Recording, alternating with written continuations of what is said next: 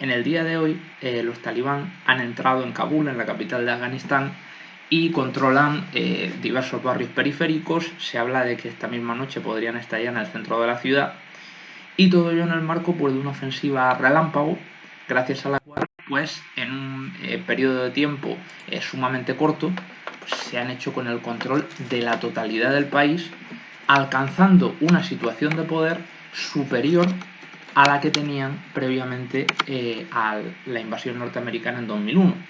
Y digo superior porque en aquel momento, cuando entraron los norteamericanos, había una franja de terreno no muy grande, pero relevante, en el norte del país que no controlaban los talibán y que estaba controlada por lo que se llamaba la Alianza del Norte, que era un grupo de guerrilleros, señores de la guerra, que estaban en contra de los talibán y que, pues, digamos, se oponían a ellos en esa zona norteña del país, que siempre ha sido muy anti-talibán, siempre ha tenido una población muy contraria a este movimiento medieval de los talibán. Hasta el punto de que, se han visto vídeos que son la vergüenza del ejército afgano.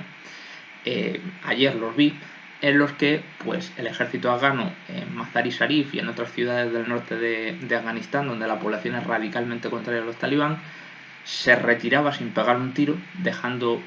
a la población a merced de los talibán, y la propia población les tiraba piedras. Cuando se marchaban, les tiraban piedras no porque estuviesen a favor de los talibán, sino porque sentían pues, un sentimiento de, fin, de abandono, de traición, eh, absolutamente lógico en la medida en la que quienes tenían que protegerles se escapaban como ratas sin hacer lo más mínimo para cumplir con su deber. Claro, la pregunta es cómo hemos llegado a esta situación. Es decir, cómo es posible que después de 20 años los talibán hayan podido recuperarse y recuperar pues, un nivel de poder, como digo,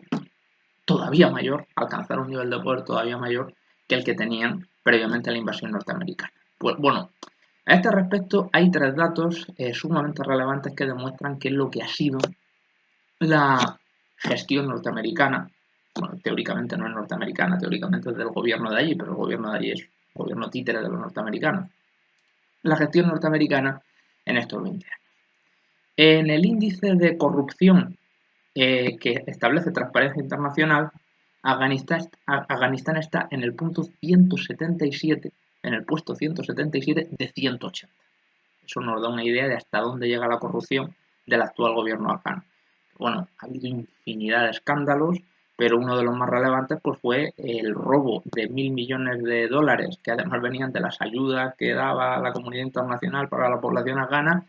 que lo llevaron a cabo el hermano del presidente afgano y otros altos líderes políticos muy cercanos a él, del presidente afgano Hamid Karzai, que fue puesto por Bush en el poder. Segundo dato, pobreza. En Afganistán hay un nivel de pobreza severa, de gente que vive con menos de $1 al día, del 55% de la población. Y en tercer lugar, analfabetismo. El 43% de la población afgana sabe leer y escribir, el 57% de la población afgana no sabe leer y escribir, y si lo dividimos por sexos, pues sí que es cierto que el 58-59% de los hombres sabe escribir y leer, pero solamente el 29% de las mujeres sabe leer y escribir. Con estos tres datos podemos, digamos, entender cuál ha sido la gestión del gobierno afgano durante estos 20 años, y esto hay que ponerlo en relación con cuál era la situación de Afganistán previamente a la entrada de este gobierno y cuál es el origen de los talibán. En la época de la Unión Soviética, pues dentro de la política expansionista de Rusia, de la Unión Soviética, había dos imperialismos, el imperialismo norteamericano y el imperialismo soviético. Ambos, pues, como en un tablero de ajedrez, intentaban ocupar el mayor número de casillas posibles para tener una mayor relevancia. Y esas casillas eran países que intentaban poner bajo su ámbito de influencia, colocando gobiernos títeres, etcétera, pues desde las repúblicas soviéticas, y, en fin, también en África, apoyando determinados regímenes socialistas por parte de la Unión Soviética y por parte de Estados Unidos apoyando dictaduras de derechas, en fin. Pues en esta tesitura, la Unión Soviética toma el control de Afganistán. Y entonces Estados Unidos, pues, para conseguir que los soviéticos se vayan, financia los que se llaman los mujahidines, que son, digamos, pues un conjunto de eh, grupos guerrilleros, algunos fundamentalistas islámicos, otros simplemente nacionalistas, que quieren que los soviéticos se vayan de Afganistán. Todos ellos tradicionalistas, es decir, de una mentalidad conservadora, que, pues eso, consideran que, bueno, que están siendo invadidos por parte de una potencia extranjera, pero que además esa potencia extranjera es satánica en la medida en la que atenta contra los principios del Islam. Pues bueno, gracias al apoyo norteamericano y también gracias a la fiereza de esos grupos, pues los soviéticos se van, son derrotados. Y entonces los americanos, que lo único que querían era que los soviéticos se marcharan de allí, se desentienden completamente del tema. Y se llega a una etapa histórica en Afganistán caracterizada por el caos, caracterizada por el feudalismo, en la medida en la que, si bien había zonas como la capital que tenían una estabilidad mayor, pues los distintos líderes de los mujahidines se convierten en señores de la guerra que, pues, por la fuerza de las armas, ejercen de facto el poder absoluto, sobre determinados territorios de Afganistán en los que están sus milicias. Los señores de la guerra se caracterizan por brutalidad, eh, tiranía, cometen violaciones de derechos humanos sobre la población y en esa tesitura surgen los talibán. Los talibán, que tienen una base en el sur del país, es donde surgen, entre las tribus pastunes, la zona de Kandahar, etc. Y los pastunes se caracterizan por ser una de las tribus primitivas que llevan miles de años en Afganistán, en la zona sur de Afganistán y norte de Pakistán. Por eso se dice que Pakistán apoya a los talibán, porque digamos que por las lealtades tribales que caracterizan esos lugares, pues las fronteras artificiales creadas por los colonizadores en la época colonial, dividiendo Afganistán de Pakistán, para ellos no significan nada. Es decir, ellos viven en un territorio ancestral donde está su tribu, y si una parte de ese territorio cae en Pakistán y otra cae en Afganistán, pues les da igual, siguen siendo pastunes. Pues estas tribus pastunes, incluso desde la etapa preislámica, se caracterizan por pues eso, ser tribus muy fieras, tremendamente endurecidas, guerreras, que pues, han derrotado a infinidad de invasores que intentaron entrar en su territorio. Los penúltimos, los británicos. Es decir, los británicos, y de ahí viene el origen de la palabra patán. Los británicos consideraban a los pastunes pues como guerreros inmejorables, en el sentido de que era gente que no tenía miedo a la muerte, que luchaba pues, con una fiereza inconcebible, que sabían pelear muy bien, que tenían una resistencia tremenda al dolor, al frío, bueno, sí al frío, porque ahí también hace frío en determinados momentos, a las inclemencias del tiempo, y los británicos admiraban a los pastunes porque, pues eso, les vencieron y fueron incapaces de tomar el control de la zona pastún de Afganistán en la época colonial. Y por el hecho de que eran unas tribus pues, que eran muy buenos guerreros, pero que eran tremendamente toscos, rudimentarios, tenían una moral ultraconservadora. El código moral de los pastunes viene incluso de antes del Islam y se caracteriza pues, por las lealtades tribales, le da un valor tremendo a la venganza, al concepto de venganza. Si me deshonras, tengo que ir a por ti, te tengo que cortar la cabeza. Pues digamos que los pastunes, precisamente por eso, eran, digamos, el movimiento, la zona geográfica perfecta y el pueblo perfecto para que surgieran los talibanes. Es decir, porque el integrismo islámico casaba en gran medida muy bien con esa moral ultraconservadora preislámica que tenían los pastunes. Es decir, que, bueno, aparte de ser tremendamente machistas, como digo, pues tenían tremendamente interiorizada la violencia y tenían tremendamente interiorizado el concepto de lealtad, venganza. Tú eres de mi tribu, te soy leal al jefe de la tribu, muero por él si hace falta, pero si alguien me deshonra, si alguien se acuesta con mi hija, si alguien se acuesta con mi mujer, mi obligación es vengarme con toda la crueldad y con toda la maldad que se puede imaginar. Pues bueno, como digo, en esa situación de caos que había en Afganistán, pues prende la moral integrista, fundamentalista islámica en la comunidad pastún y de ahí surgen los talibán. Y empiezan a lanzar una ofensiva tomando zonas en las que previamente mandaban los señores de la guerra, zonas en las cuales se da la circunstancia de que en parte de ellas la población agradece la llegada de los talibán porque ofrecen orden. Es decir, leí un reportaje que lo contaban afganos, es decir, que vivían en una determinada zona del país, que decían que bueno, que ellos vivían bajo el dominio de un señor de la guerra que le encantaba la pederastia y que se dedicaba a violar a niños de la zona. Y como era el señor de la guerra, pues nadie le podía hacer nada. Y que cuando llegaron los talibán, ellos les contaron esa situación y los talibán le ahorcaron de un tanque. Y entonces la población se hizo amiga de los talibán porque, pese a lo tremendamente opresivo de su régimen, pues les daba una seguridad mayor que la del señor de la guerra, que pues eso practicaba todo tipo de tropelías, como los talibán también, pero digamos que, en fin, es decir, que hacía cosas incluso peores de las que podían hacer los talibán. Pues bueno, en esa tesitura, los talibán van tomando poco a poco el control de Afganistán, entran en la capital y solamente queda esa franjita de terreno del norte donde se refugian pues, los señores de la guerra, grupos guerrilleros que siguen haciendo frente a los talibán. Establecen un régimen medieval. La mejor forma de definir a los talibanes es esa, medieval. Aplican de una forma literal la Sharia, el código de conducta moral legislativo establecido por fin, a partir de una interpretación literalista, rigorista del Corán, y para ello pues, seguimos viviendo en la Edad Media. Es decir, si le eres infiel a tu pareja, pues hay que pegarte 100 latigazos, si mantienes relaciones homosexuales hay que cortarte la cabeza, si robas hay que cortarte la mano, ya digo, es decir, una mentalidad absolutamente medieval.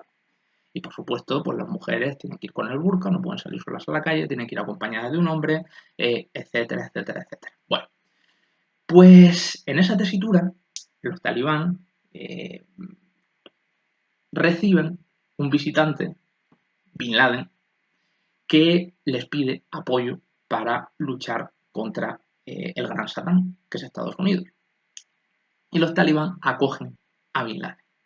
Bin Laden, que era uno de los mujahidines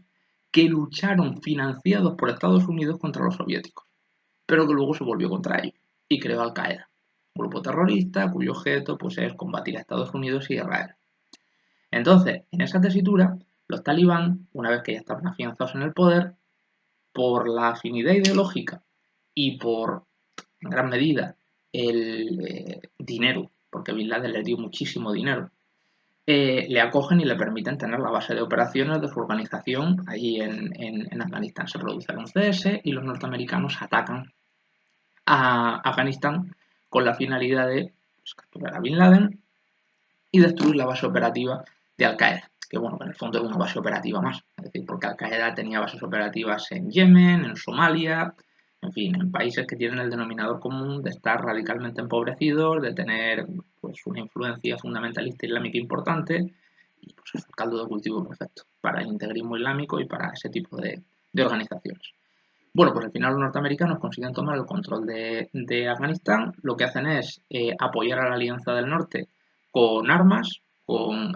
instructores, también mandan soldados, pero el grueso de la operación la llevan a cabo los mujahidines de la Alianza del Norte, aunque también hay soldados norteamericanos implicados.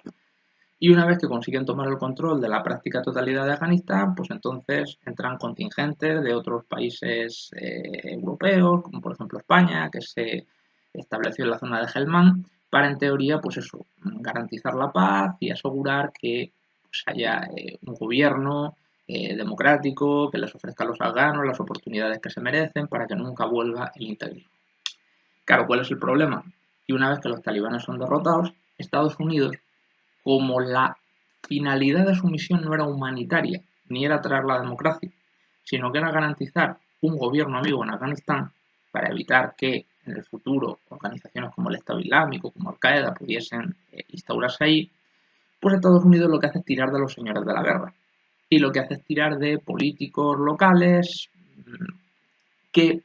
le van a ser fieles hasta la muerte a cambio de su parte del pastel.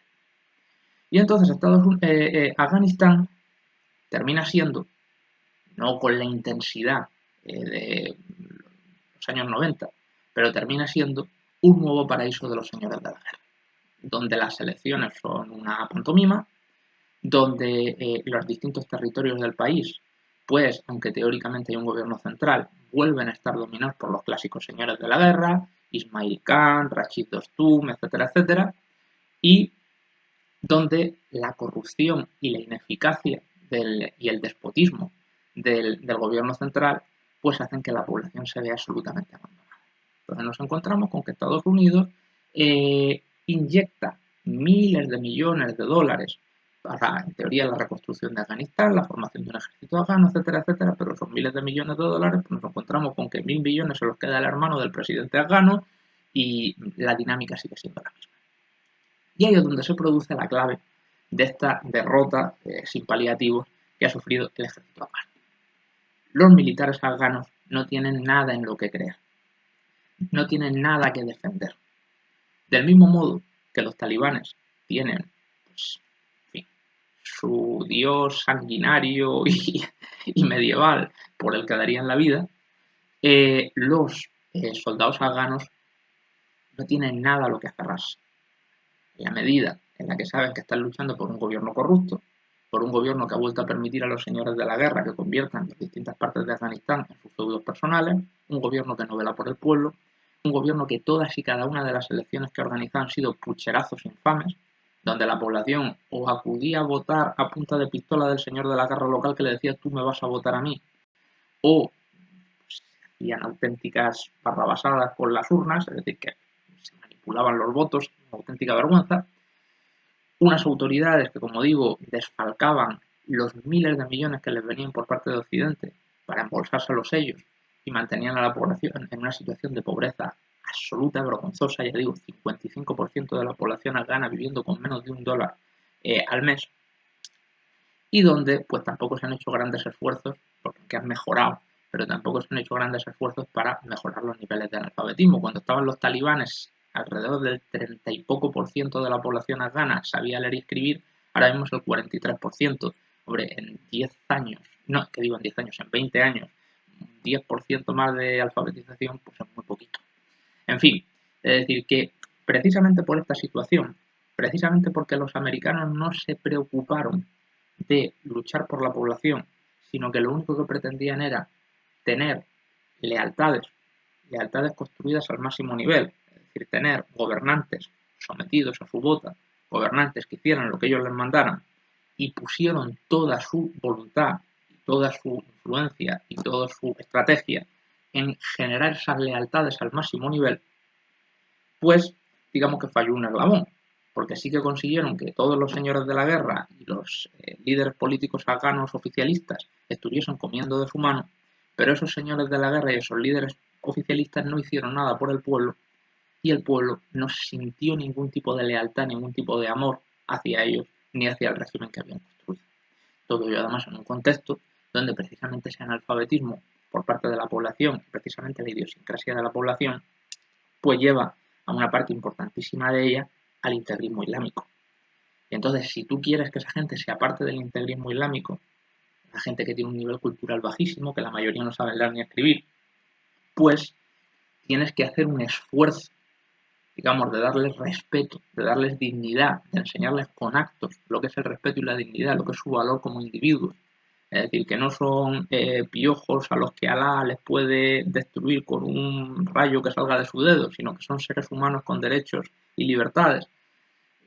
Todo eso es algo tremendamente difícil